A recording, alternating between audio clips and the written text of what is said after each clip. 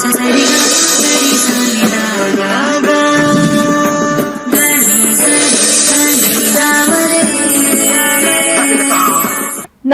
ವೀಕ್ಷಕರೇ, ಶುಭೋದಯ. ನೀವು ನೋಡ್ತಿದ್ದೀರಾ ನಕ್ಷತ್ರ ನಾಡಿ ನೇರ ಪ್ರಸಾರ ಕಾರ್ಯಕ್ರಮಕ್ಕೆ ಸ್ವಾಗತ. ನಾನು ಸುರಭಿ ರಾಜೇಂದ್ರ. ಎಂದಿನಂತೆ ಕಾರ್ಯಕ್ರಮದಲ್ಲಿ ಪ್ರಸಿದ್ಧ ಜ್ಯೋತಿಷ್ಯ ಉಪನ್ಯಾಸಕರಾದಂತಹ ಪಂಡಿತ್ ದಿನೇಶ್ ಗುರುಜಿ ಅವರು ನಮ್ಮೊಂದಿಗಿದ್ದಾರೆ. ಅವರನ್ನ ಕಾರ್ಯಕ್ರಮಕ್ಕೆ ವೆಲ್ಕಮ್ ಮಾಡೋಣ. ಗುರುಜಿ, ಕಾರ್ಯಕ್ರಮಕ್ಕೆ ಆಧಾರದ ಸ್ವಾಗತ. ಓಂ ಶ್ರೀ ಗುರುಭ್ಯೋ ನಮಃ. ಹರಿ ಓಂ. ಜ್ಞಾನಾನಂದಮಯಂ ದೇವಂ ನಿರ್ಮಲ ಸ್ಫಟಿಕಾಕೃತಿಂ ಆಧಾರಾಂ ಸರ್ವವಿದ್ಯಾನಾಂ ಹಯಗ್ರೀವ ಉಪಾಸ್ಮಹೇ. ಓಂ ನಮಃ ಶಿವಾಯ. ಶಿವಾಯ ನಮಃ. ಓಂ ಓಂ ನಮೋ ಭಗವತೆ ವಾಸುದೇವಾಯ. ಓಂ ನಮೋ ನಾರಾಯಣ. ನಮಸ್ಕಾರ ಎಲ್ಲರಿಗೂ. ಎಸ್ ವೀಕ್ಷಕರೇ, ನಿಮಗೆ ಜ್ಯೋತಿಷ್ಯ ಕಲಿಯುವ ಆಸಕ್ತಿ ಇದ್ರೆ ಖಂಡಿತವಾಗಿಯೂ ಕಲಿಯಬಹುದು. ಹೇಗೆ ಅಂತೀರಾ? ನಕ್ಷತ್ರ ನಾಡಿ ಇರುವುದೇ ನಿಮಗೋಸ್ಕರ. ಈಗಾಗಲೇ ಗುರುಗಳ ನೇತೃತ್ವದಲ್ಲಿ 65,000ಕ್ಕೂ ಹೆಚ್ಚು ವಿದ್ಯಾರ್ಥಿಗಳು ಜ್ಯೋತಿಷ್ಯ ಕಲಿತಿದ್ದಾರೆ. ಈಗಾಗಲೇ 111ನೇ ಬ್ಯಾಚ್ ಆರಂಭವಾಗಿದೆ. ಹಾಗೆ 112ನೇ ಬ್ಯಾಚ್ ಏಪ್ರಿಲ್ 20ರಿಂದ ಆರಂಭವಾಗ್ತಾ ಇದೆ. ನಿಮಗೆ ಆಸಕ್ತಿ ಇದ್ರೆ ಕುಟುಂಬ ಸಮೇತರಾಗಿ ಜ್ಯೋತಿಷ್ಯ ಕಲಿಬಹುದು. ಎಲ್ಲೋ ಹೋಗಿ ಮೋಸ ಹೋಗೋದ್ಕಿಂತ ನಕ್ಷತ್ರ ನಾಡಿ ನಿಮಗೆ ಒಳ್ಳೆ ಆಯ್ಕೆ ಅಂತ ಹೇಳ್ತಾ, ನಾವು ಹಿಂದಿನ ಸಂಚಿಕೆಯಲ್ಲಿ ಶಿವರಾತ್ರಿ ವಿಚಾರವಾಗಿ ಮಾತನಾಡಿದ್ವಿ. ಆ ವಿಚಾರವನ್ನು ಕೂಡ ಇವತ್ತು ಮುಂದುವರಿಸೋಣ. ಶಿವರಾತ್ರಿ ಈಗಾಗಲೇ ಮುಗ್ದಿದೆ, ಆದ್ರೂ ಕೂಡ ತಿಳಿದುಕೊಳ್ಳುವಂತಹ ವಿಚಾರ ಬಹಳಷ್ಟಿದೆ. ಹಾಗಾಗಿ ಇವತ್ತಿನ ಸಂಚಿಕೆಯಲ್ಲಿ ಆ ವಿಚಾರವಾಗಿ ಮಾತನಾಡ್ತಾ ಹೋಗೋಣ. ಗುರುಗಳೇ, ಶಿವರಾತ್ರಿ ವಿಚಾರವನ್ನು ನಾವು ಹಿಂದಿನ ಸಂಚಿಕೆಯಲ್ಲಿ ಮಾತನಾಡ್ತಾ ಇದ್ವಿ. ಮುಂದುವರಿಸೋದಾದ್ರೆ ಗುರುಗಳೇ, ಆಲ್ರೆಡಿ ಎಲ್ಲರೂ ಜಾಗರಣೆ ಮಾಡಿದ್ದಾರೆ. ಹೌದು, ಜಾಗರಣೆ ಮಾಡಿ ಬೆಳಿಗ್ಗೆ ಎಲ್ಲಾ ಶಿವನ ದೇವಸ್ಥಾನಗಳಲ್ಲಿ ಘಂಟಾನಾದಗಳು, ವೇದಪಾರಾಯಣ, ಮಂತ್ರ ಉಪದೇಶ ಎಲ್ಲವೂ ಮುಗಿದಿದೆ. ಶಾಸ್ತ್ರದಲ್ಲಿ ಶಿವನ ಯಾಕೆ ತಗೊಂಡ್ಬಂದ್ರು, ಶಿವ ಅನ್ನೋ ದೇವ್ರು ಇದೆಯಾ ಅನ್ನೋ ಒಂದು ವಿಚಾರ ತಗೊಂಡಾಗ ನಮ್ಮ ಜೀವನ ಪ್ರಾರಂಭ ಆಗ್ತಾ ಇರ್ತಕ್ಕಂಥದ್ದು 3 ಹಂತದಲ್ಲಿ. 3 ಹಂತ. ಒಂದು ಸೃಷ್ಟಿ, ಸ್ಥಿತಿ, ಲಯ. ಸೃಷ್ಟಿ ಬಂದ್ಬಿಟ್ಟು ವಿಷ್ಣುವಿನ ಕೆಲಸ ಅಂತ ಹೇಳಿದ್ದಾರೆ. ಸ್ಥಿತಿ ಬಂದ್ಬಿಟ್ಟು ಬ್ರಹ್ಮನ ಕೆಲಸ, ಬೃಹಸ್ಪತಿಯ ಕೆಲಸ. ಲಯ ಬಂದ್ಬಿಟ್ಟು ಶಿವನ ಕೆಲಸ. ಯಾವುದೇ ಒಂದು ಸ್ಟಾರ್ಟ್ ಆದ್ರೆ ಎಂಡ್ ಆಗ್ಲೇಬೇಕು. ಓಕೆ ಗುರುಗಳೇ, ವಿಷ್ಣು, ಎಂಡಿಂಗಿಗೆ ಶಿವ. ಮತ್ತೆ ಮಾತಾಡೋಣ. ನಮಸ್ತೆ. ಹುಟ್ಟಿದ ದಿನಾಂಕ ಹಾಗೆ ಸಮಯ ತಿಳಿಸ್ಕೊಡಿ. 31/3. ಒಂದ್ ಕೆಲಸ ಮಾಡೋಣ, ಪ್ರಶ್ನಾಶಾಸ್ತ್ರಕ್ಕೆ ಹೋಗೋಣ. ನಮ್ಮ ಧ್ವನಿ ಕೇಳಿಸ್ತಾ ಇದೆಯಾ? 31/3. ಓಕೆ, ಪ್ರಶ್ನಾಶಾಸ್ತ್ರಕ್ಕೆ. ಹೌದು. 1ರಿಂದ 249 ಸಂಖ್ಯೆ. 222. 222. ಓಕೆ, ಒಂದು ನಿಮಿಷ ಆಗ್ತೀನಿ. 222 ನಾ? ಹಾ, ಹೌದು.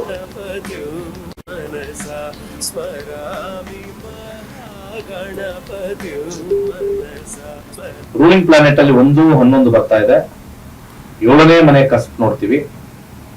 7ನೇ ಕಸ್ಪ್ ಬಂದ್ಬಿಟ್ಟು 12. ಸ್ವಲ್ಪ ಒಂದಾಗ್ತಕ್ಕಂತ ಕಾಂಬಿನೇಷನ್ ತೋರಿಸ್ತಲ್ಲ ಸರ್ ಪ್ರಶ್ನಾಶಾಸ್ತ್ರದಲ್ಲಿ. ರಾಹುವಿನ ವಿಚಾರ ಬರ್ತಾ ಇದೆ. ಸೊ ರಾಹು 12, 12, 12 ತೋರಿಸಿದ್ರೆ ಒಂದಾಗೋ ಕಾಂಬಿನೇಷನ್ ಬರ್ತಾ ಇಲ್ಲ. ಸ್ವಲ್ಪ ವಿಚ್ಛೇದನ ಅಂತ ಹೇಳಲ್ಲ, ಸ್ವಲ್ಪ ಮಟ್ಟಿಗೆ ಕಾಂಬಿನೇಷನ್ ಅಲ್ಲಿ 12 ಬಂದಾಗ ಸ್ವಲ್ಪ ಸಪರೇಷನ್ ಅಂತಾನೆ ತೋರಿಸುತ್ತೆ. ಡಿವೋರ್ಸ್ಗೆ 6ನೇ ಮನೆ 10ನೇ ಮನೆ ಬರಬೇಕು. ಓಕೆ, ಸೊ ಆ ಕಾಂಬಿನೇಷನ್ ಅಲ್ಲಿ 12, 12, 12 ಸ್ಟಿಲ್ ಡಿಸ್ಪ್ಲೇ ಮಾಡಿದೆ. ಕರೆಕ್ಟ್ ಆಗಿ ಹಾಕಿ. ಡಿಲೇ ಆಗ್ತದೆ. ಎಷ್ಟು ದಿವಸ ಆಗುತ್ತೆ ಸರ್ ಒಂದಾಗೋದು? ಇನ್ನು ಎಷ್ಟು ದಿವಸ ಆಗುತ್ತೆ? ಏನಾಗಕ್ಕೆ? ದಾಂಪತ್ಯ ಒಂದಾಗ್ಬೇಕು ಅಂತ ಇದೀವಿ. ಸೌಂಡೇ ಕೇಳಿಸ್ತಾ ಇಲ್ಲ. ಜೋರಾಗಿ ಮಾತಾಡಿ, ಇಲ್ಲಿ ಸೌಂಡು ಇಲ್ಲ. ದಯವಿಟ್ಟು ಕಾಲ್ ಮಾಡೋರು ದಯವಿಟ್ಟು ಗಟ್ಟಿ ಧ್ವನಿಯಲ್ಲಿ ಮಾತನಾಡಿ. ಕೇಳಿಸ್ತು ಅಷ್ಟೇ. ಓಕೆ, ಈಗ ಯಾವಾಗ ಒಂದಾಗ್ತೀವಿ? ಇವಾಗ ಬಂತು ಸೌಂಡ್. ಎಷ್ಟು ದಿವಸ ಆಗುತ್ತೆ ಅಂತ? ಯಾವಾಗ ಒಂದಾಗ್ತೀರಾ? ಜಾತಕ ಗ್ರಹದ ಪ್ರಕಾರ ಒಂದಾಗಲ್ಲ.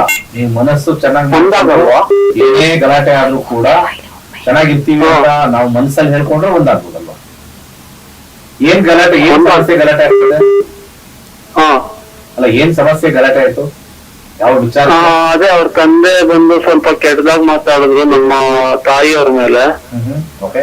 ಸ್ವಲ್ಪ ಅಪೋಸ್ ಮಾಡಿದ್ಕೆ ನಮ್ ತಂದೆ ಮೇಲೆ ಇದ್ ಮಾಡ್ತೆ ಅಂತ ಇದ್ ಮಾಡಿದ್ರು. ಕೆಲವು ನಮ್ದು ತಪ್ಪಿದೆ, ಅವ್ರದ್ದು ತಪ್ಪಿದೆ, ವಯಸ್ಸು ತಪ್ಪಿದೆ. ಎಲ್ಲರಿಗೂ ತಪ್ಪಾದ್ಮೇಲೆ ತಪ್ಪಾಯ್ತು ಅಂತ ಕ್ಷಮ ಕೇಳಿ ಮುಂದೆ ಹೋಗೋದಲ್ವಾ. ಬಟ್ 12ನೇ ಮನೆ ನಾನು ಕೇಳ್ತಾ ಇದೀನಿ, ಅವ್ರು ಮಾತ್ರ ನಮ್ದೇ ಸರಿ ಅನ್ನೋ ತರ ಇದ್ ಮಾಡ್ತಿದಾರೆ ಅವ್ರ ತಂದೆನೂ ಅನ್ನ. ಆ ಕಾರಣಕ್ಕೆ ಇಲ್ಲಿ 12ನೇ ಮನೆ ಬಂದಾಗ ಸ್ವಲ್ಪ ಕಷ್ಟ ಅಂತ ಹೇಳೋದು. ಇಲ್ಲಿ ನಾವು ಇಲ್ಲಿ ಕೊಟ್ಟಿರ್ತೀವಿ ನೋಡಿ, ಮ್ಯಾರೇಜ್ ಒಂದಾಗದೆ ಕಷ್ಟ ಇದೆಯಾ? ಒಂದಾಗೋದು ಒಂದ್ಸತಿ ಗಾಜು ಬ್ರೇಕ್ ಆದ್ಮೇಲೆ ಯಾವ ರೀತಿ ಕ್ರ್ಯಾಕ್ಸ್ ಇರುತ್ತೋ ಹಾಗೆ ಇರುತ್ತೆ. ಸ್ವಲ್ಪ ನೀವೇ ನನ್ನ ಸಜೆಷನ್, ಏನೋ ಆಗಿದ್ದಾಯ್ತು ಅದನ್ನ ಮನಸ್ಸಲ್ಲಿ ಇರೋದನ್ನ ಬಿಟ್ಬಿಟ್ಟು ಮುಂದುವರ್ಸೋಣ ಅಂತ ಮಾಡಿದ್ರೆ ಸ್ವಲ್ಪ ಚೇಂಜಸ್ ಆಗುತ್ತೆ. ದಶಾಭುಕ್ತಿ ಏನಾದ್ರು ಬದಲಾವಣೆ ಆಗುತ್ತಾ ಅಂತಂದ್ರೆ ಅಂದ್ರೆ 2030 ಸ್ವಲ್ಪ ನಿಮಗೆ ಟ್ರಬಲ್ಸಮ್ ಆಗಿರ್ತಕ್ಕಂಥದ್ದು, 30 ಸ್ವಲ್ಪ ಟ್ರಬಲ್ಸಮ್. ಬಟ್ ಆದ್ರೆ ಒಂದ್ಸತಿ ಇದಾದಾಗ 12ನೇ ಮನೆ ಸ್ವಲ್ಪ ನೆಗೆಟಿವ್ ಅಂತಾನೆ ನಾವು ಹೇಳ್ತೀವಿ.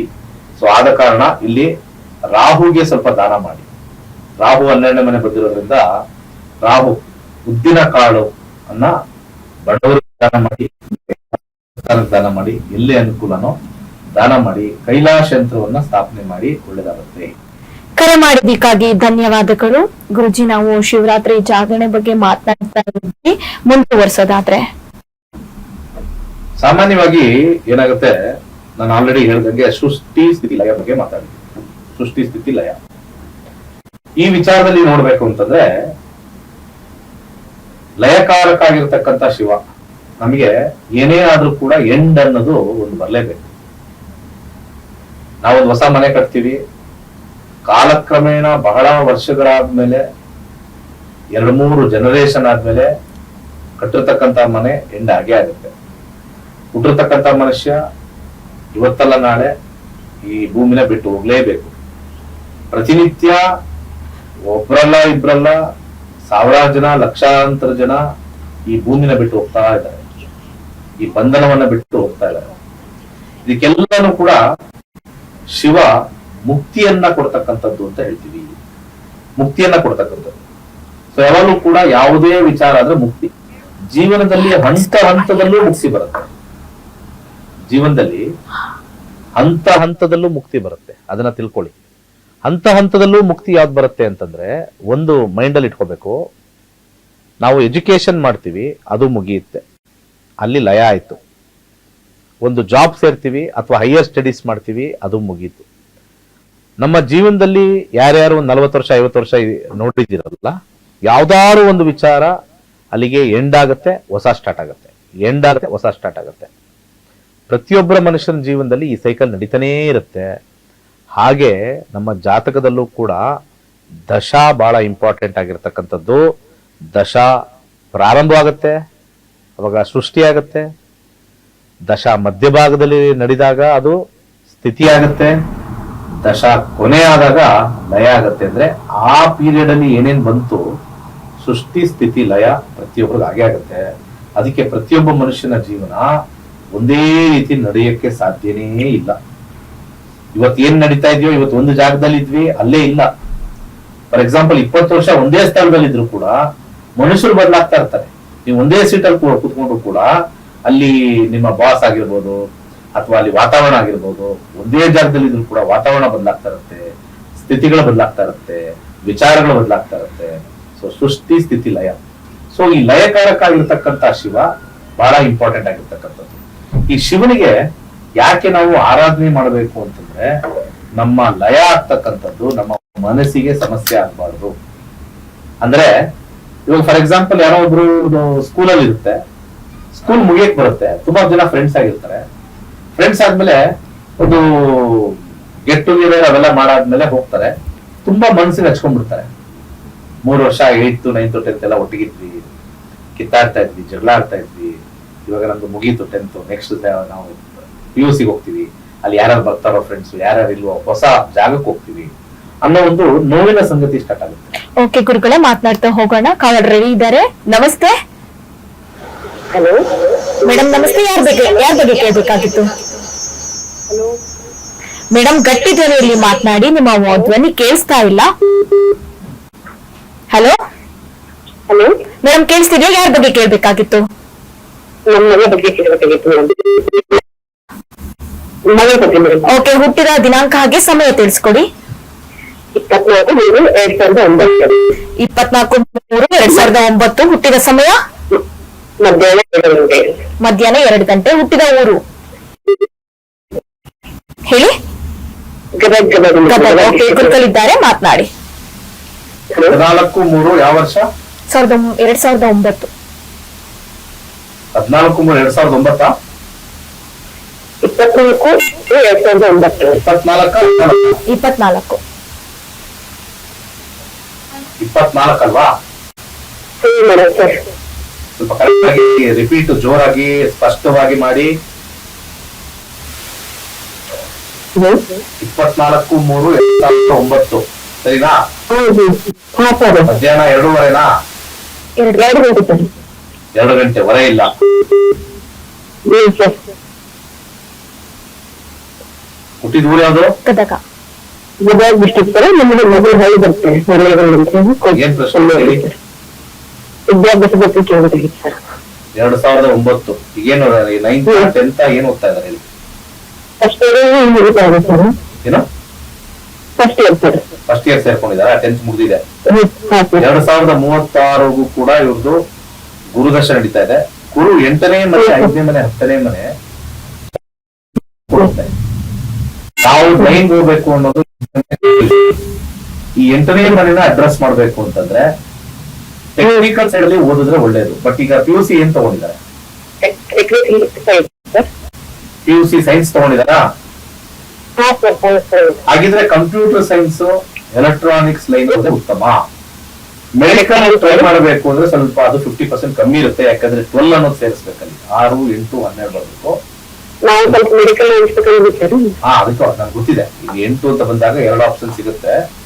ಬಟ್ ಆದ್ರೆ ಬರ್ತಕ್ಕಂಥ ಭುಕ್ತಿ, ಅಂತರ್ಭುಕ್ತಿ ಅಂತ ನಾವು ಎರಡೂ ನೋಡಿದಾಗ ಕೇತುನಲ್ಲೂ ಕೂಡ ಇದ್ದಾಗ ಸ್ವಲ್ಪ ಹಾರ್ಡ್ ವರ್ಕ್ ಮಾಡಿ ಸ್ವಲ್ಪ ಎಜುಕೇಶನ್ ಮಾಡ್ಬೇಕು ಅಂತಂದ್ರೆ ಫಸ್ಟ್ ಬಲಗೈ ತೋರ್ ಬೆಳಿಗ್ಗೆ ಒಂದು ಎಲ್ಲೋ ಸಫೈರ್ ಹಾಕಿಸ್ಬೇಕು. ಓಕೆ, ಅದ್ರ ಜೊತೆಗೆ ಇಲ್ಲಿ 9-4-11 ಕಾಂಬಿನೇಷನ್ ಬರ್ತಕ್ಕಂಥದ್ದು ಶುಕ್ರ 6 ಮುಖದ ರುದ್ರಾಕ್ಷಿ ಹಾಕ್ಬೇಕು. 6 ಮುಖದ ರುದ್ರಾಕ್ಷಿ ಹಾಕಿ ಸ್ವಲ್ಪ ಕಾನ್ಸಂಟ್ರೇಷನ್ ಒಂದು ಕಡೆ ಇರಬೇಕು. ಯಾಕಂದ್ರೆ 8ನೇ ಮನೆ ಸ್ವಲ್ಪ ಡೈವರ್ಟ್ ಮಾಡುತ್ತೆ. 8ನೇ ಮನೆ ಯಾವಾಗ ಸ್ವಲ್ಪ ಡೈವರ್ಷನ್ ಕೊಡುತ್ತೆ. ಅದು ಇದು ಮಾಡದ ಅದು ಮಾಡದ ಕೊನೆಗೆ ಅವ್ರಿಗೆ ಏನ್ ಮಾಡ್ಬಿಡ್ತಾರೆ, ಇಲ್ಲಿ ಇಂಜಿನಿಯರಿಂಗು, ತಂದೆ ತಾಯಿ ಸೈನ್ಸ್ ಅಂತಾರೆ, ಮಧ್ಯದಲ್ಲಿ ಏನ್ ಬಂದ್ಬರುತ್ತೆ ಅಂತಂದ್ರೆ UPSC ಮಾಡ್ಬೋದು ಆಗ್ಬಿಡುತ್ತೆ. ನಾನು ತುಂಬಾ ಜನ ನೋಡಿದೀನಿ, 100 ಜನ UPSC ಹೋದ್ರೆ ಅದರಲ್ಲಿ 70% ಅವ್ರ ಜೀವನ ಹಾಳಾಗಿದೆ. ಆಯ್ತಾ, ನಿಮ್ದು ಹೇಳಾಯ್ತಮ್ಮ, ನಿಮ್ ಕಟ್ ಮಾಡಿ ಕಾಲು ಯಾಕೆ ಇಟ್ಕೊಂಡಿದ್ದೀರಾ? ನೆಕ್ಸ್ಟ್ ಕಾಲ್ ರೆಡಿ ಮಾಡ್ಕೊಳ್ಳಿ. ಹಾಗೆ ಮೋಸ್ಟ್ ಇಂಪಾರ್ಟೆಂಟ್ 8ನೇ ಮನೆ, ನಾನು ಪಬ್ಲಿಕ್ ಗೆ ಹೇಳ್ತಾ ಇರೋದಿಲ್ಲ. 8ನೇ ಮನೆ ಬಂದಾಗ ಅವ್ರಿಗೆ ಗೊಂದಲ, ಕನ್ಫ್ಯೂಷನ್ಸ್ ಜಾಸ್ತಿ. ಅವ್ರಿಗೆ ಎಷ್ಟು ಎಕ್ಸ್ಟ್ರೀಮ್ ಅಂತ ಕರಿತೀವಿ 8ನೇ ಮನೆ. ಒಂದು ತುಂಬಾ ಓದ್ತಾರೆ, ಇದ್ರ ಏನೂ ಓದಲ್ಲ. ಆದ್ರೆ ಜ್ಯೋತಿಷ್ಯದಲ್ಲಿ ನಾವು 8ನೇ ಮನೆ ಏನ್ ಮಾಡುತ್ತೆ ಅಂತ ಕಂಡುಹಿಡಿಯೋದು ಕಷ್ಟ. ಸೊ ಆ ಕಾರಣದಿಂದ ಮೊಟ್ಟ ಮೊದಲದಾಗಿ ನಾವೇನ್ ಮಾಡ್ಬೇಕು, ಓದ್ದೇ ಇರೋದಿದ್ಯಾ, ಓದ್ತಾ ಇದ್ದಾರ, ಎರಡನ್ನೂ ನಾವು 8ನೇ ಮನೆ ಬಂದಾಗ ನೋಡ್ತೀವಿ. ಚೆನ್ನಾಗಿ ಓದ್ತಾ ಇದಾರೆ, ಏನಾದ್ರು ಅಚೀವ್ ಮಾಡ್ಬೇಕು ಅಂತಿದ್ದಾಗ ಅಲ್ಲೂ ಕನ್ಫ್ಯೂಷನ್ ಬರುತ್ತೆ. ಅಲ್ಲಿ ಒಂದು ಸೀಮಿತವಾಗಿರಲ್ಲ, ಅವ್ರಿಗೆ ಆಸೆ ಜಾಸ್ತಿ, ಡಾಕ್ಟರ್ ಮಾಡ್ಬೇಕು, ಅದ್ ಮಾಡ್ಬೇಕು, ಇದು ಮಾಡ್ಬೇಕು ಅಂತೆಲ್ಲ ಇರುತ್ತೆ. ಅಥವಾ ಇಲ್ಲಿ ಟೆಕ್ನಿಕಲ್ ಅಂತ ಹೇಳ್ತೀನಿ, ಅಲ್ಲಿ ಡಾಕ್ಟರ್ ಅಂತಾರೆ. ಕೆಲವೊಂದ್ಸತಿ ನಾನು ಟೆಕ್ನಿಕಲ್ ಇಂಟ್ರೆಸ್ಟ್ ಇಲ್ಲ, ಡಾಕ್ಟರ್ ಇಂಟ್ರೆಸ್ಟ್ ಇಲ್ಲ, ನಾನು UPS ಮಾಡ್ತೀನಿ ಅಂತಾರೆ. ಎಲ್ಲವೂ ಕೂಡ ಅವ್ರಿಗೆ ಒಂದ್ ರೀತಿ ಕೆಳಕೊಂಡು ಹೋಗುತ್ತೆ. ಸೊ ಒಂದನ್ನ ಆಯ್ಕೆ ಮಾಡಿಕೊಂಡು ಸರಿಯಾಗಿರ್ತಕ್ಕಂಥ ದಾರಿಲಿ ಓದಿದ್ರೆ ಮಾತ್ರ 8ನೇ ಮನೆ. ಯಾಕಂದ್ರೆ ಇದು ಇಲ್ಲಿರ್ತಕ್ಕಂಥ ದಶ 2036 ಇದೆ. ದಶ 2036, 11 ವರ್ಷ ಇಲ್ಲಿಂದ. ಸೊ ಅವ್ರಿಗೆ ಕನ್ಫ್ಯೂಷನ್ಸ್ ಆಗಿ ಯಾವುದೇ ದಾರಿ ತೋರಿಸ್ದಲೆ ಪ್ರಾಬ್ಲಮ್ ಆಗ್ತಕ್ಕಂಥ ಸಾಧ್ಯತೆ ಅತಿ ಹೆಚ್ಚಾಗಿ ಕಂಡು ಬರುತ್ತೆ. ಆ ಕಾರಣದಿಂದ ಜ್ಯೋತಿಷ್ಯ ಕಲೀರಿ. 20ನೇ ತಾರೀಕು ಬರ್ತಕ್ಕಂಥದ್ದು ನೋಡಿ ಯಾವ ಲೈನ್ ಸೂಕ್ತವಾಗಿದೆ. ಇವಾಗ ಏನೋ ಇದನ್ನ ಹೇಳಿದ್ವಿ, ಬಟ್ ಎಕ್ಸಾಮ್ ಟೈಮ್ ಇಲ್ಲ ಇಲ್ವಲ್ಲ ಅವ್ರಿಗೆ, ಅದಕ್ಕೆ ಬುದ್ಧಿ ಇಲ್ಲ ನಿಮ್ಗೆಲ್ಲ ಅಂತ ಹೇಳೋದು. ಫೋನ್ ಮಾಡೋದ್ರೆಲ್ಲ ನಿಮ್ಗೆ ಬುದ್ಧಿನೇ ಕಮ್ಮಿ, ಅಲ್ಪ ಬುದ್ಧಿ. 7,000 ರೂಪಾಯಿ ಲೆಕ್ಕ ಮಾಡ್ತೀರಿ ನೀವೆಲ್ಲ ಕಲಿಯಕ್ಕೆ ಜ್ಯೋತಿಷ್ಯ. ಸುಮ್ಮನೆ ಕಾಲ್ ಸಿಕ್ತು ಅಂತ ಮಾಡ್ತೀರಾ? ನೀವು ಮನ್ಸಲ್ಲ ಹಾಕೊಳ್ಳಿ, 7,000 ರೂಪಾಯಿ ನಾನು ಕಲ್ತು ನನ್ನ ಮಗಳ ಜೀವನವನ್ನ ಚೇಂಜ್ ಮಾಡ್ತೀನಿ ಅಂತ ತಿಳ್ಕೊಳ್ಳಿ ಎಲ್ಲಾರು. ಅದನ್ನ ಮಾತ್ರ ತಲೆಗೆ ಬರಲ್ಲ. ಪ್ರಾಬ್ಲಮ್ ಆದ್ಮೇಲೆ ನೀವು ಪೂಜೆ ಮಾಡಕ್ ಓಡೋಗ್ತಾರಲ್ಲ. ಶಿವರಾತ್ರಿ ಬೇರೆ ಆಯ್ತಲ್ಲ, ನಿನ್ನೆ ಯಾರು ಹೇಳ್ಬಿಡುತ್ತಾರೆ, ಒಂದಷ್ಟು ಜನ ಪೂಜೆ ಮಾಡ್ಬಿಟ್ರೆ ಮದುವೆ ಆಗ್ಬಿಡುತ್ತೆ ಅಂತ. ಇದನ್ನ ಪ್ರತಿ ಶಿವರಾತ್ರಿಗೂ ಕೂಡ ಸಾವಿರಾರು ಜನ, ಲಕ್ಷಾಂತರ ಜನ ಮದುವೆ ಆಗಿಲ್ಲ ಅಂತ ಪೂಜೆ ಮಾಡ್ತಾನೆ ಇದ್ದಾರೆ. 4 ವರ್ಷ ಮದುವೆ ಆಗಿಲ್ಲ. ಒಂದು ಜಾತಕದಲ್ಲಿ ಯೋಗ ಮತ್ತೆ ನೀವು ಮದುವೆ ಆಗ್ತಕ್ಕಂಥ ಆಸೆ ಇವೆರಡೂ ಒಟ್ಟಿಗೆ ಬಂದಿರ್ಬೇಕು. ಆಮೇಲೆ ದೇವರ ಹತ್ರ ಹೋಗಿ ಕಾಪಾಡಿ ಅಂತಂದ ಕೊಟ್ಬಿಡುತ್ತೆ. ಈ ಕಡೆ ಸೆಟ್ಟೆ ಸರಿಯಾಗಲ್ಲ, ಸುಮ್ಮನೆ ಪೂಜೆ ಪೂಜೆ ಪೂಜೆ ಅಂತಾರೆ. ಪೂಜೆ ಯಾವತ್ತೂ ಕೂಡ ವರ್ಕ್ ಆಗಲ್ಲ. ಪೂಜೆ ವರ್ಕ್ ಆಗ್ಬೇಕು ಅಂದ್ರೆ ಜಾತಕದಲ್ಲಿ ನೋಡಿ ವರ್ಕ್ ಮಾಡಿಸ್ಬೇಕು. ಇಲ್ಲಾಂದ್ರೆ ಯಾಕೆ ಇನ್ನು ನಮ್ಮ ದೇಶದಲ್ಲಿ ಇನ್ನೂ ಕೂಡ ಗಲಾಟೆ ಬಗ್ಗೆ ಮಾತಾಡ್ತಾ ಇದ್ದಾರೆ, ಬಡತನ ಬಗ್ಗೆ ಮಾತಾಡ್ತಾ ಇದ್ದಾರೆ, ಇನ್ನು ಅನ್ನಭಾಗ್ಯ ಬಗ್ಗೆ ಮಾತಾಡ್ತಾ ಇದ್ದಾರೆ. ಇಷ್ಟು ಪೂಜೆಗಳು ಮಾಡಿ ಇನ್ನು ಅನ್ನಭಾಗ್ಯ ಬಗ್ಗೆ ಮಾತಾಡ್ತಾ ಇದ್ದೀವಿ. ಸ್ವಲ್ಪ ಆಲೋಚನೆ ಮಾಡಿ ಅಲ್ವಾ? ಓಕೆ ಗುರುಗಳೇ, ಮತ್ತಷ್ಟು ಮಾತನಾಡ್ತಾ ಹೋಗೋಣ. ಜ್ಯೋತಿಷ್ಯ ಕಲಿಯುವ ಆಸಕ್ತಿ ಇದ್ರೆ ಖಂಡಿತವಾಗಿಯೂ ಜ್ಯೋತಿಷ್ಯ ಕಲಿಬಹುದು. ಹೇಗೆ ಅಂತೀರಾ? ನಕ್ಷತ್ರ ನಾಡಿ ಇರುವುದೇ ನಿಮಗೋಸ್ಕರ 112ನೇ ಬ್ಯಾಚು ಏಪ್ರಿಲ್ 20ರಿಂದ ಆರಂಭವಾಗ್ತಾ ಇದೆ. ದಯವಿಟ್ಟು ನಿಮಗೆ ಆಸಕ್ತಿ ಇದ್ರೆ ಕುಟುಂಬ ಸಮೇತರಾಗಿ ಕಲಿಬಹುದು ಅಂತ ಹೇಳ್ತಾ ನಾವು ಶಿವರಾತ್ರಿ ವಿಚಾರವಾಗಿ ಮಾತನಾಡ್ತಿದ್ವಿ, ಜಾಗರಣೆಯ ವಿಚಾರವಾಗಿ ಮಾತನಾಡ್ತಾ ಇದ್ವಿ. ಅದನ್ನ ಮುಂದುವರಿಸ್ತಾ ಹೋಗೋಣ. ಗುರುಗಳೇ, ನಾವು ಶಿವರಾತ್ರಿ ವಿಚಾರವಾಗಿ ಮಾತನಾಡ್ತಾ ಇದ್ವಿ, ಅದನ್ನು ನಾವು ಮಾತನಾಡ್ತಾ ಹೋಗೋಣ. ಒಬ್ರು ಕಾಲರ್ ರೆಡಿ ಇದ್ದಾರೆ, ತಗೊಳ್ಳೋಣ. ನಮಸ್ತೆ. ನಮಸ್ಕಾರ ಮೇಡಮ್. ಮೇಡಮ್ ಹೇಳಿ, ಯಾರ ಬಗ್ಗೆ ಕೇಳ್ಬೇಕಾಗಿತ್ತು? ಗಂಡಿತು ನೀವು ಮಾತಾಡಿ. ನಮ್ಮ ಹೆಸರು ಚಂದನ ಅಂತ, ನನ್ನ ತಂಗಿ ಬಗ್ಗೆ ಕೇಳ್ಬೇಕಿತ್ತು. ದಯವಿಟ್ಟು ನಿಮ್ಮ ವಾಯ್ಸ್ ಕೇಳ್ತಾ ಇಲ್ಲ, ಟಿವಿನ ಮ್ಯೂಟ್ ಮಾಡಿ ಮಾತನಾಡಿ. ಹಾ ಹೇಳಿ, ಯಾರ ಬಗ್ಗೆ ಕೇಳ್ಬೇಕಾಗಿತ್ತು?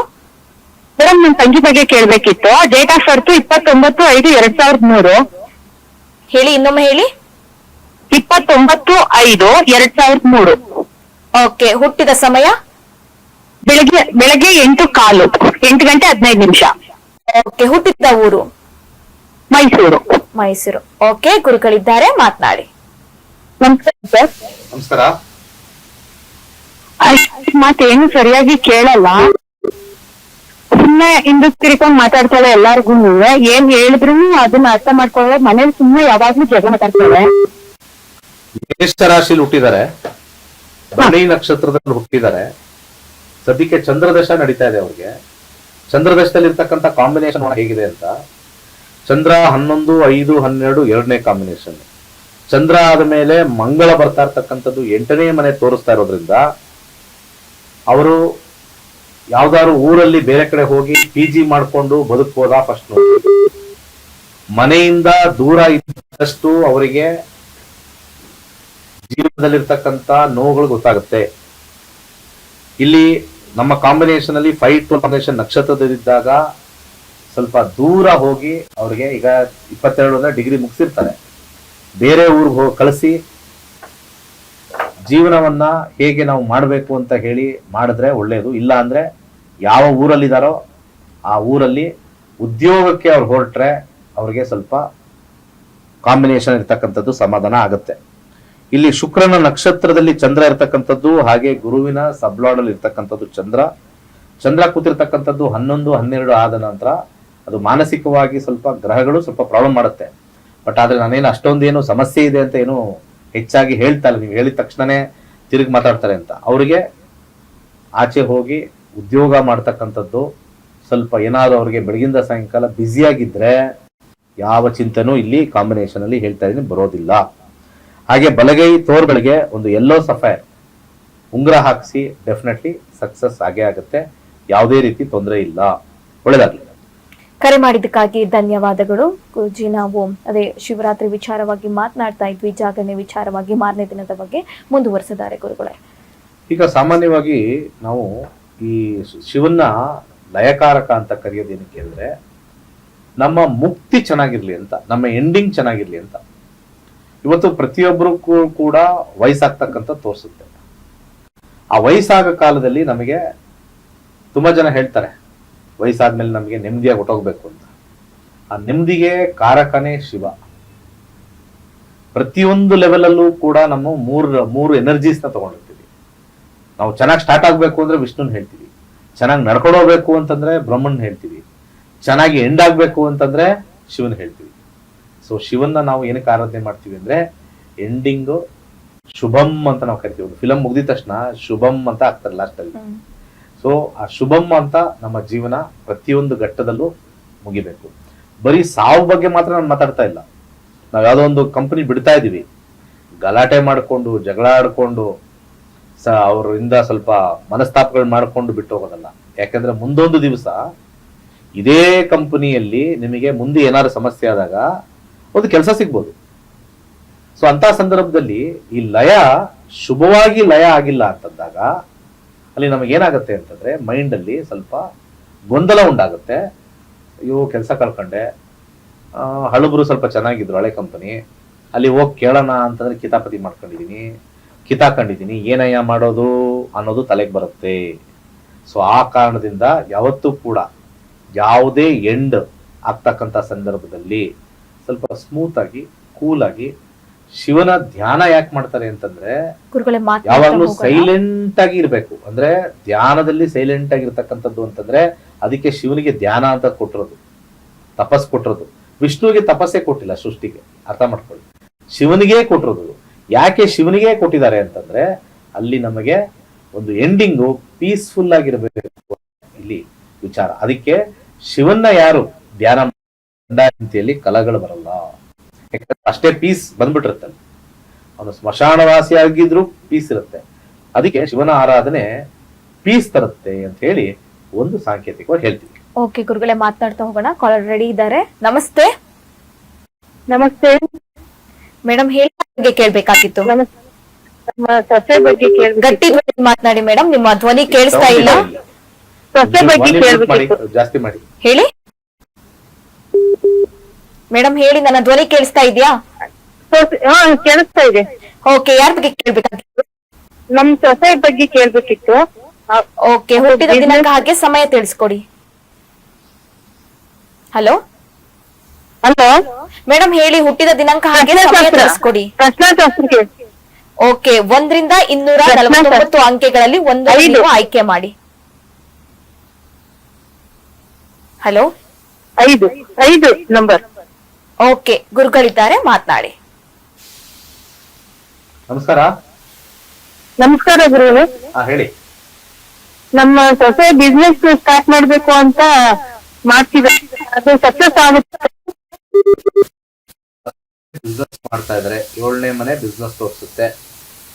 7ನೇ ಮನೆ 11 ಲಾಭಕರ ಆಗಿದ್ರು ಕೂಡ ಹಣಕಾಸು ಬರೋದಿಲ್ಲ. ದುಡ್ಡಿನ ವಿಚಾರದಲ್ಲಿ ಸ್ವಲ್ಪ ಹಿನ್ನಡೆ ಆಗತ್ತೆ. ಯಾಕೆಂದ್ರೆ ರೆಟ್ರೋಗ್ರೇಡ್ ಆಗ್ಬಾರ್ದು ಅಂತ ಅಂತೀವಿ. ಅಂದ್ರೆ ಆ ಮಾಡ್ತಕ್ಕಂಥ ಬಿಸ್ನೆಸ್ ಅಲ್ಲಿ ಸಾಲ ಇರಬಾರ್ದು. ಒಂದು ಅಲ್ಲಿ ಮಾಡ್ತಕ್ಕಂಥ ಜಾಗದಲ್ಲಿ ಸ್ವಲ್ಪ ಏನಾದ್ರು ಸಮಸ್ಯೆ ಆಗತ್ತೆ. ಸೊ ವಾಸ್ತು ನೋಡ್ಕೋಬೇಕಾಗತ್ತೆ. ಬಿಸ್ನೆಸ್ ಪ್ರಾಫಿಟಬಲ್ ಅಂತ ತೋರಿಸ್ತಾ ಇದೆ, ಆದ್ರೆ ಪ್ರಾಬ್ಲಮ್ ಅಂತ ತೋರಿಸ್ತಾ ಇದೆ. ಕೆಲವರು ಹೋಟ್ಲ್ ಓಪನ್ ಮಾಡ್ಬಿಡ್ತಾರೆ, ಅಲ್ಲಿ ಚೆನ್ನಾಗಿ ನಡೀತಾ ಇರುತ್ತೆ, ಅಲ್ಲಿ ಅಕ್ಕಪಕ್ಕದವ್ರು ಕಿರಿಕಿರಿ, ಅದು ರೆಟ್ರೋಗ್ರೇಡ್ ತೋರಿಸುತ್ತೆ. ಹೋಟ್ಲ್ ಚೆನ್ನಾಗಿ ನಡೀತಾ ಇದೆ, ಹೋಟ್ಲ್ ಇದೆ, ಅಕ್ಕಪಕ್ಕ ಕಿರಿಕಿರಿ ಇಲ್ಲ ಅಂದ್ರೆ ಗ್ರಾಹಕಗಳೇ ಬರಲ್ಲ. ಸೊ ರೆಟ್ರೋಗ್ರೇಡ್ ಬಂದಿರೋದ್ರಿಂದ ಸ್ವಲ್ಪ ಕಿರಿಕಿರಿ ಆಗಿರೋದ್ರಿಂದ ಆಲ್ರೆಡಿ ಸ್ಟಾರ್ಟ್ ಮಾಡಿದ್ರೆ ಇಲ್ಲಿ ಮೊಟ್ಟ ಮೊದಲದಾಗಿ ಒಂದು 6 ಮುಖದ ರುದ್ರಾಕ್ಷಿ, ಹಾಗೆ ಒಂದು ಎಮರಾಲ್ಡ್ ಅನ್ನ ಧರಿಸಿ ಸ್ವಲ್ಪ ಮಟ್ಟಿಗೆ, ಅಂದ್ರೆ ಹೆಚ್ಚಿಗೆ ಬೇಡ, ಯಾಕಂದ್ರೆ ರೆಟ್ರೋಗ್ರೇಡ್ ಅಲ್ಲಿ ನಾವು 11 ಬಂದಾಗ ನಾವು ಹೆಚ್ಚಾಗಿ ದಾನ ಸಜೆಸ್ಟ್ ಮಾಡಲ್ಲ. ಒಂದು ಸತಿ ಮೂಲಂಗಿಯನ್ನ ದಾನ ಮಾಡಿ 2029 ಸ್ವಲ್ಪ ಉತ್ತಮವಾಗಿರ್ತಕ್ಕಂಥ ಬಿಸ್ನೆಸ್ ಆಗುತ್ತೆ. ಬಟ್ ಆದ್ರೆ ಕಿರಿಕಿರಿ ಇದ್ದಿದ್ದೇ ರೆಟ್ರೋಗ್ರೇಡ್ ಆದಾಗ. ಸೊ ಅದನ್ನ ನೋಡ್ಕೋಬೇಕು. ಅದಕ್ಕೆ ಪ್ರಶ್ನಾಶಾಸ್ತ್ರದಲ್ಲಿ ಹಾಕೊಂಡು ಜ್ಯೋತಿಷ್ಯ ಕಲೀರಿ, ಏನಿದೆಯೋ ಅದು ಹೇಳುತ್ತೆ, ಹಿಂಗಾಗುತ್ತೆ ಅಂತ ಹೇಳುತ್ತೆ. ಅದ್ರ ಮೇಲೆ ನಾವು ಪ್ಲಾನ್ ಮಾಡ್ಕೊಂಡು ಹೋಗ್ಬೋದು. ಒಳ್ಳೇದಾಗ್ಲಿ. ಕರೆ ಮಾಡಿದಕ್ಕಾಗಿ ಧನ್ಯವಾದಗಳು ಗುರುಗಳೇ. ನಾವು ತಿಳಿಸ್ಕೊಡ್ತಾ ಇದ್ರಿ ಶಿವನನ್ನು ಜ್ಞಾನ ಮಾಡೋದ್ರಿಂದ ಎಷ್ಟೆಲ್ಲ ಉಪಯೋಗ ಇದೆ. ಧ್ಯಾನ ಮಾಡೋದ್ರಿಂದ ಅದನ್ನ ಮುಂದುವರ್ಸೋದಾದ್ರೆ, ಧ್ಯಾನ ಅಂದಿದ ತಕ್ಷಣ ಸುಮ್ಮನೆ ಒಂದ್ ಕಡೆ ಕುತ್ಕೊಂಡು ಇದು ಮಾಡೋದಲ್ಲ. ಪ್ರತಿಯೊಂದು ಸ್ಥಿತಿಲೂ ಸಮಾಧಾನವಾಗಿರ್ತಕ್ಕಂಥದ್ದೇ ಶಿವನ ತತ್ವ. ಶಿವನಿಗೆ ಮೊದಲು ಕೋಪವನ್ನ ತೋರಿಸ್ತಾರೆ, ವಿಷ್ಣುಗೆ ಕೋಪ ತೋರಿಸಲ್ಲ, ಶಿವನಿಗೆ ಕೋಪ ತೋರಿಸ್ತಾರೆ. ಯಾವಾಗಲೂ ಬೇಕಾದ್ರೆ ಯೋಚನೆ ಮಾಡಿ. ಬ್ರಹ್ಮ ವಿಷ್ಣು ಮಹೇಶ್ವರರಲ್ಲಿ ಕೋಪ ಯಾರಿಗಪ್ಪ ಅಂತಂದ್ರೆ ಫಸ್ಟ್ ಮಹೇಶ್ವರನಿಗೆ. ಅಂದ್ರೆ ಯಾಕೆ ಎರಡನ್ನೂ ಬ್ಲೆಂಡ್ ಮಾಡಿದ್ದಾರೆ ಅಂದ್ರೆ ಪ್ರತಿಯೊಬ್ಬ ಮನುಷ್ಯನಿಗೂ ಕೋಪ ಇದ್ದಿದೆ. ಈ ಲಯ ಆಗ್ಬೇಕಾದ್ರೆ, ಎಂಡ್ ಆಗ್ಬೇಕಾದ್ರೆ ಕೋಪ ಇರಬಾರ್ದು, ಸ್ಮೂತ್ ಆಗಿರ್ಬೇಕು. ಅದಕ್ಕೆ ಶಿವನ್ನ ಯಾವಾಗ್ಲೂ ಧ್ಯಾನ ಮೂರ್ತಿಯಾಗಿ ನೋಡ್ತೀವಿ ನಾವು. ಯಾವುದೇ ಪಿಕ್ಚರ್ ನೋಡಿ, ಯಾವುದೇ ಒಂದು ಫೋಟೋ ನೋಡಿ, ಶಿವ ಕಣ್ಮುಚ್ಕೊಂಡು ಧ್ಯಾನ ಮಾಡ್ತಾ ಇರೋದೆ ಮತ್ತೆ ಎದ್ದಿರೋದು ಎರಡೂ ತೋರಿಸುತ್ತೆ. ಅಂದ್ರೆ ಒಬ್ಬ ಮನುಷ್ಯ ಒಳ್ಳೇದಕ್ಕೆ ಎದ್ದೊಳ್ಬೇಕು. ಕೆಟ್ಟದೇನಾರು ಆಗ್ತಾ ಇದೆ ಅವ್ರಿಗೆ, ಕೆಟ್ಟದ್ದು ಮಾಡಕ್ ಹೊರಟಿದ್ದಾರೆ ಅಂದ್ರೆ ಅದಕ್ಕೆ ಮೌನವಾಗಿ ಶರಣಾಗಿ ಅದು ಧ್ಯಾನದಲ್ಲಿ ಇರಬೇಕು. ಇದು ನೋಡಿ ಗಂಡ ಹೆಂಡತಿಲಿ ಫಸ್ಟ್ ಬರುತ್ತೆ. ಗಂಡ ಹೆಂಡತಿಲಿ ಬಹಳಷ್ಟು ಜನ ಇಲ್ಲಿ ಗಲಾಟೆಗಳು ಮಾಡ್ಕೊಂಡ್ಬಿಡ್ತಾರೆ. ಅದು ಎಲ್ಲಿವರೆಗೂ ಹೋಗುತ್ತೆ ಅಂದ್ರೆ ಅಲ್ಲಿ ಬಿಟ್ಬಿಡ್ಬೇಕು, ಅದು ಬಿಡಲ್ಲ, ಅದು ಡಿವೋರ್ಸ್ವರೆಗೂ ತಗೊಂಡೋಗುತ್ತೆ, ಕೋರ್ಟ್ವರೆಗೂ ತಗೊಂಡೋಗುತ್ತೆ. ಇವಾಗ ಯಾರೋ ಒಬ್ರು ಫಸ್ಟ್ ಕಾಲರೇ ಬಂದ್ರಲ್ಲ, ನಾವಿಬ್ರು ಗಂಡ ಹೆಂಡತಿ ಇದು ಮಾಡಿದೀವಿ, ಅವರಪ್ಪ ಅವರಮ್ಮನಿಗೆ ಏನೋ ಹೇಳಿದ್ರಂತೆ, ಇವ್ರೇನೋ ಅವ್ರಿಗೆ ಹೇಳಿದ್ರೆ ಏನು ಅಲ್ಲ. ಒಂದು ಹಿರಿಯರಿಗೆ ಒಂದು ವಿಚಾರ ಹೇಳಕ್ ಇಷ್ಟಪಡ್ತೀನಿ. ಫಸ್ಟ್ ನೀವುಗಳು ಧ್ಯಾನ ಮಾಡಕ್ ಶುರು ಮಾಡಿ. ವಯಸ್ಸಾದವರು ಅವ್ರು ಹೆಂಗಾರು ಮಾಡ್ಕೊಳ್ಳಿ, ಒಂದು ಹಿತವಚನ ಹೇಳ್ಬೇಕು. ನೋಡ್ರಪ್ಪ, ಏನಾದ್ರು ಗಲಾಟೆ ಮಾಡ್ಕೊಳ್ಳಿ, ಚೆನ್ನಾಗಿರಿ, ಏನಾದ್ರು ಹೊಡೆದಾಡ್ಕೊಳ್ಳಿ, ಸಾಯಂಕಾಲ ಒಟ್ಟಿಗೆ ತರೋದು, ಅನ್ಯೋನ್ಯತೆ ಬೇಗ ಬರಬೇಕು ಅನ್ನೋದನ್ನ ಹಿರಿಯರು ಹೇಳ್ಬೇಕು. ಇವತ್ತು ಕಲಿಯುಗ ಹೆಂಗಿದೆ ಅಂದ್ರೆ ಗಂಡ ಹೆಂಡತಿ ಕಾಂಪ್ರಮೈಸ್ ಆಗಕ್ಕೆ ರೆಡಿ ಇದ್ದಾರೆ, ಈ ಹಿರಿಯರ್ ಕಾಂಪ್ರಮೈಸ್ ಆಗಕ್ಕೆ ಆಗಲ್ಲ. ನನ್ಗೆ ನಾನೆಲ್ಲ ನಿನ್ಕಿಂತ ಜಾಸ್ತಿ ನೋಡಿದೀನಿ. ದಿಮಾಕ್ ವಯಸ್ಸಾಗ್ತಾ ಆಗ್ತಾ ಆಗ್ತಾ ಗುಣಗಳಲ್ಲಿ ಸಾತ್ವಿಕ ಗುಣ ಬರ್ಬೇಕಂತೆ. ಒಬ್ಬ ಮನುಷ್ಯನಿಗೆ ಹುಟ್ಟಿದಾಗ ತಾಮಸಿಕ, ಹಾಗೆ ಅವನು ವ್ಯವಹಾರ ಮಾಡ್ತಾ ಮಾಡ್ತಾ ಮಾಡ್ತಾ ರಾಜಸಿಕ, ಲಾಸ್ಟ್ ಅಲ್ಲಿ ಸಾತ್ವಿಕ ಬರ್ಬೇಕು. ತುಂಬಾ ಜನಕ್ಕೆ ರಿವರ್ಸ್ ಏನು ಗೊತ್ತಿರಲ್ಲ, ಸಾತ್ವಿಕ ಬರುತ್ತೆ. ಸ್ವಲ್ಪ ವ್ಯವಹಾರ ಕಲಿತಾ ಕಲಿತಾ ರಾಜಸಿಕ, ಎಲ್ಲ ಗೊತ್ತಾಯ್ತು, ನನಗೆ ಇರೋದು, ನಾನು ಆಸ್ತಿ ಮಾಡಿರೋದು, ನನ್ನ ಮಗಳು ಕೊಟ್ಟಿರೋದು, ನನ್ನ ಮಗ ಕೊಟ್ಟಿರೋದು, ನೀ ಬಂದ ನನ್ನ ಮನೆಗೆ ಅಂತ ಹೇಳಿ ಕೆಲವರು ತಿಕ್ಕಲರು ಇರ್ತಾರೆ. ಅತ್ತೆದಿರೋ ಮತ್ತೆ ಮಾವಂದಿರು ನಂದೇ ಅಂತ ಕುತ್ಕೊಂಡ್ಬಿಡ್ತಾರೆ. ಇವತ್ತಿದ್ ನಾಳೆ ಹೋಗ ದೇಹ ಅಂತ ನೀವು ತಲೆಯಲ್ಲಿ ಹಾಕೊಳ್ಳಿ. ಯಾವಾಗ್ಲೂ ನೀವಾದ್ರೂ ಅಷ್ಟೇ, ನಾನಾದ್ರೂ ಅಷ್ಟೇ, ಎಲ್ಲರಾದ್ರೂ ಅಷ್ಟೇನೆ. ಒಂದು ತಲೆಯಲ್ಲಿ ಏನಿಟ್ಕೋಬೇಕು ಅಂದ್ರೆ ಇವತ್ತಿದ್ದು ನಾಳೆ ಹೋಗೋ ದೇಹ ಲಯ ಆಗ್ತಕ್ಕಂಥದ್ದು, ಶಿವನ ವಿಚಾರದಲ್ಲಿ ಎಲ್ಲ ಬೂದಿ ಆಗ್ತಕ್ಕಂಥದ್ದು ಅಂತಂದಾಗ ಈ ಕೋಪ ಯಾಕೆ, ತಾಪ ಯಾಕೆ, ಇನ್ನೊಬ್ರು ಬೈಯೋದು ಯಾಕೆ? ನ್ಯಾಯವಾಗಿ ಮಾತಾಡೋಣ. ಹಿರಿಯರಾಗ್ತಾ ಆಗ್ತಾ ಆಗ್ತಾ ನ್ಯಾಯಾಧೀಶರ ತರ ಮಾತಾಡ್ಬೇಕು. ಯಾವ ನ್ಯಾಯಾಧೀಶರು ಬೈಯಲ್ಲ, ನ್ಯಾಯವನ್ನ ಹೇಳ್ತಾರೆ. ಸೊ ಇಲ್ಲಿ ವಯಸ್ಸಾಗಿರ್ತಕ್ಕಂಥವ್ರೆಲ್ಲ ಏನಾಗುತ್ತೆ, ಮನೆಗೆ ಸೊಸೆ ಬಂದ್ರೆ ಅಥವಾ ಅಳಿಯನಿಗೆ ಅಥವಾ ಹೊಸ ದಂಪತಿಗಳಿಗೆ ದಿಮಾಕುಗಳನ್ನ ತೋರಿಸ್ತಕ್ಕಂಥದ್ದು ಇರೋದ್ರಿಂದನೇ ಇವತ್ತು ಸಮಾಜ ಹದಗೆಡ್ತಾ ಇದೆ. ಫ್ಯಾಮಿಲಿ ಅನ್ನೋದ್ರ ಮೇಲೆ ನಂಬಿಕೆ ಅಪನಂಬಿಕೆ ಬಂದಿರೋದು ನೋಡಿ ಅಲ್ಲ, ಹಿರಿಯರ ಬಿಹೇವಿಯರ್ ಕೂಡ ನಮಗೆ ಮಾದರಿ ಆಗತ್ತೆ. ಓಕೆ, ಒಂದು ಕಾಲರ್ ಇದ್ರೆ ತಗೊಳ್ಳೋಣ. ನಮಸ್ತೆ. ಹಲೋ ಮೇಡಮ್ ನಮಸ್ತೆ. ಸರ್, ಗಟ್ಟಿ ಧ್ವನಿಯಲ್ಲಿ ಮಾತನಾಡಿ. ಯಾರ ಬಗ್ಗೆ ಕೇಳ್ಬೇಕಾಗಿತ್ತು? ಮೇಡಮ್ ಮಗಳ ಬಗ್ಗೆ ತಗೋಬೇಕಾಯ್ತು ಮೇಡಮ್. ಓಕೆ, ಹುಟ್ಟಿದ ದಿನಾಂಕ ಹಾಗೆ ಸಮಯ ತಿಳಿಸ್ಕೊಡಿ. ಮೇಡಮ್ 15/10 ಹೇಳಿ. 15 2010 10:44 ಬೆಳಿಗ್ಗೆ. ಸರಿ, ಇನ್ನೊಮ್ಮೆ ಹೇಳಿ. ಹುಟ್ಟಿದ ದಿನಾಂಕ ಹಾಗೆ ಸಮಯ ತಿಳಿಸ್ಕೊಡಿ. ಮೇಡಮ್ 15/10 15/10 2010 2010. ಓಕೆ, ಹುಟ್ಟಿದ ಸಮಯ ಬೆಳಿಗ್ಗೆ 10:44. 10:44. ಹುಟ್ಟಿದ ಊರು? ಮೈಸೂರು ಮೇಡಮ್, ಮೈಸೂರು. ಓಕೆ, ಗುರುಗಳಿದ್ದಾರೆ, ಮಾತನಾಡಿ. ಓಕೆ, ಈಗ ಜಸ್ಟ್ ಅವ್ರಿಗೆ 15 ವರ್ಷ ಆಗಿದೆ. ರಾಶಿ ಬಂದ್ಬಿಟ್ಟು ಮಕರ ನಕ್ಷತ್ರ. ಸದ್ಯಕ್ಕೆ ಅವ್ರಿಗೆ 2024 ಚಂದ್ರ ಮುಗಿದು ಮಂಗಳ ಸ್ಟಾರ್ಟ್ ಆಗಿದೆ.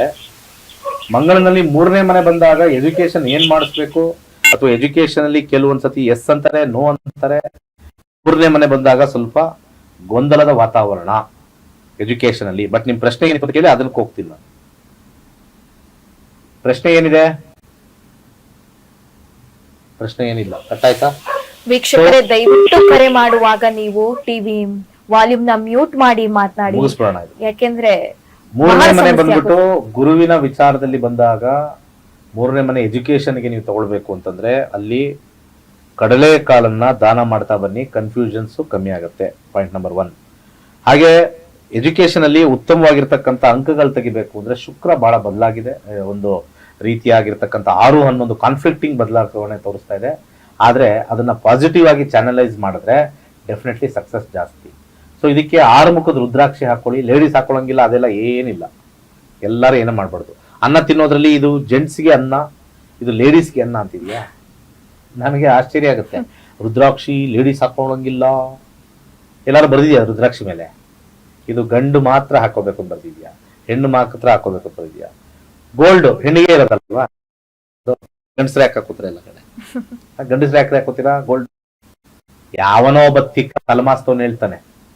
ಎಷ್ಟೊಂದು ಸಾಧಕರು ಅತ್ಯಂತ ಸಾಧನೆ ಮಾಡಿರ್ತಕ್ಕಂಥವರೆಲ್ಲ ರುದ್ರಾಕ್ಷಿ ಹಾಕ್ತಾರೆ. ರುದ್ರಾಕ್ಷಿ ನಮ್ಮ ಮೈಂಡನ್ನು ರೆಗ್ಯುಲೇಟ್ ಮಾಡುತ್ತೆ. ಪ್ರತಿಯೊಬ್ಬರು ರುದ್ರಾಕ್ಷಿ ಹಾಕೊಳ್ಳಿ. ಯಾವ ರುದ್ರಾಕ್ಷಿ ಯಾವ ಫೇಸ್ ಹಾಕೋಬೇಕು ಅದು ಜಾತಕ ನೋಡೇ ಹೇಳಬೇಕಾಗುತ್ತೆ. ಸೊ ಇಲ್ಲಿ ಎಜುಕೇಶನ್ನು ಉತ್ತಮವಾಗಿ ಮಂಗಳ ತೋರಿಸ್ತದೆ. ಸ್ವಲ್ಪ ಕನ್ಫ್ಯೂಷನ್ಸ್ ಇರುತ್ತೆ.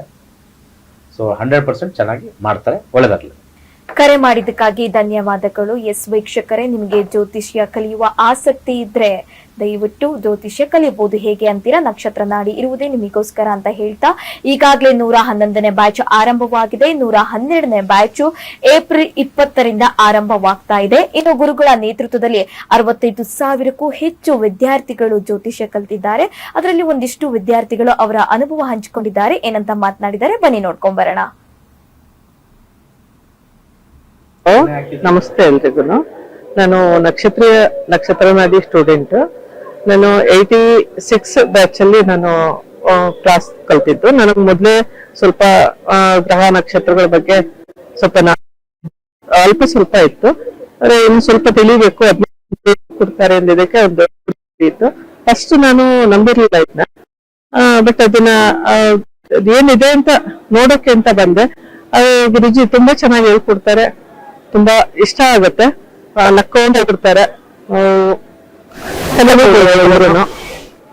ಇದ್ರಲ್ಲಿ ಅಂತದ್ದು ಏನಿದೆ ಅಂತ ಅನ್ನೋದಕ್ಕಿಂತ ಯಾವ್ದು ಜಾದು ಏನು ಮಾಡಲ್ಲ. ಇಲ್ಲಿ ಏನಿರುತ್ತೆ ಅದನ್ನಷ್ಟೇ ಹೇಳ್ತಾರೆ.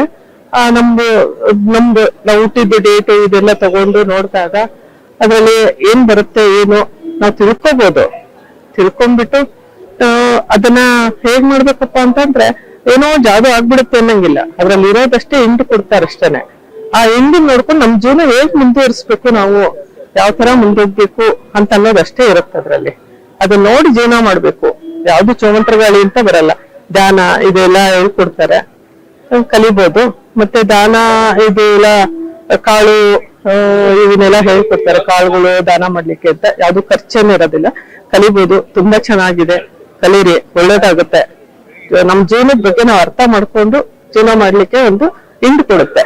ಆ ಹಿಂಡನ್ನ ತಗೊಂಡು ನಮ್ ಜೀವನನ ಸುಗಮವಾಗಿ ನಡೆಸ್ಕೊಂಡು ಹೋಗೋದಕ್ಕೆ ಇದೊಂದು ಒಳ್ಳೆ ಮಾರ್ಗ. ಚೆನ್ನಾಗಿ ಹೇಳ್ಕೊಡ್ತಾರೆ ಗುರುಜಿದ್ದು. All the best. ಜ್ಯೋತಿಷ್ಯ ಕಲಿಯೋದ್ರಿಂದ ಎಷ್ಟೆಲ್ಲ ಉಪಯೋಗ ಇದೆ ಅಂತ ಗುರುಗಳೇ ಇವತ್ತಿನ ಸಂಚಿಕೆಯಲ್ಲಿ ಬಹಳಷ್ಟು ಮಾಹಿತಿ ನೀಡಿದ್ರಿ. ಧನ್ಯವಾದಗಳು. ಸರ್ವೇ ಜನ ಸುಖಿನೋ ಭವಂತು.